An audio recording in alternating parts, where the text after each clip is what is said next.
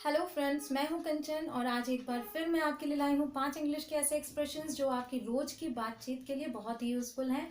तो आइए शुरू करते हैं। हमारा पहला एक्सप्रेशन है आई हैव टू से। इसका मतलब होता है कहना पड़ेगा। कुछ एग्जाम्पल्स देखते हैं। कहना पड़ेगा, आपकी आवाज़ बहुत प्यारी है। इसको हम इंग्लिश में बोलेंगे आई have to say you have a lovely voice. फिर हमारा दूसरा एग्जाम्पल है कि कहना पड़ेगा, कम तुम भी नहीं हो। I have to say you are no less.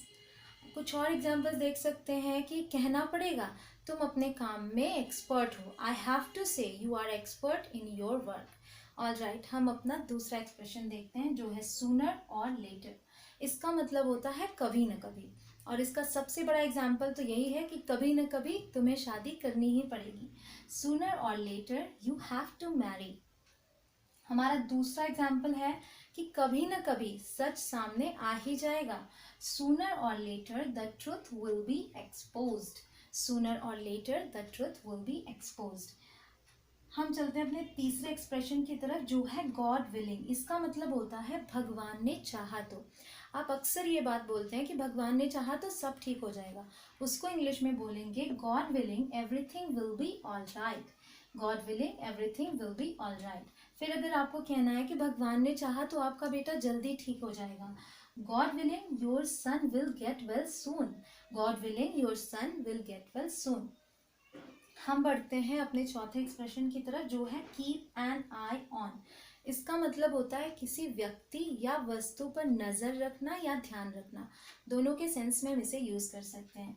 मान लीजिए आप घर पे हैं, आपकी बेटी या बेटा है और आपको थोड़ी देर के लिए कहीं जाना है, तो आप किसी को बोल के जाते हैं कि इसका ध्यान रखना, मैं बस अभी आई।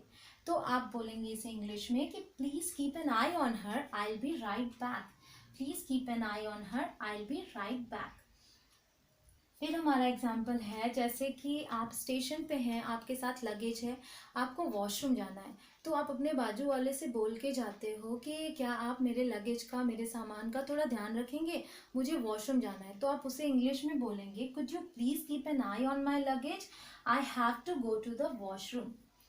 Could you please keep an eye on my luggage, I have to go to the washroom.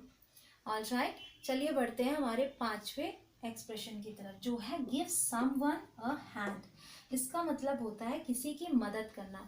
Specially जब आप अपने हाथों को लगा के किसी की मदद करते हैं, जैसे किसी सामान को मूव करना है या फिर कुछ काम करना है, हाथों को यूज़ करना है, तब आप इसे यूज़ करते हैं। समवन को आप रिप्लेस कर सकते हैं जैसे मी से या यू से। अगर आपको किसी से मदद लेनी है तो आप मी यूज़ करेंगे, किसी की मदद करनी है तो आप यू यूज़ करेंगे, जैसे गिव यू अ हैंड, और अगर लेनी है तो give me a hand.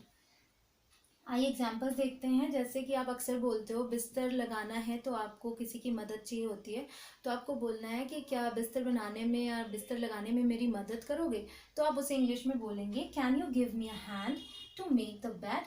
Can you give me a hand to make the bed.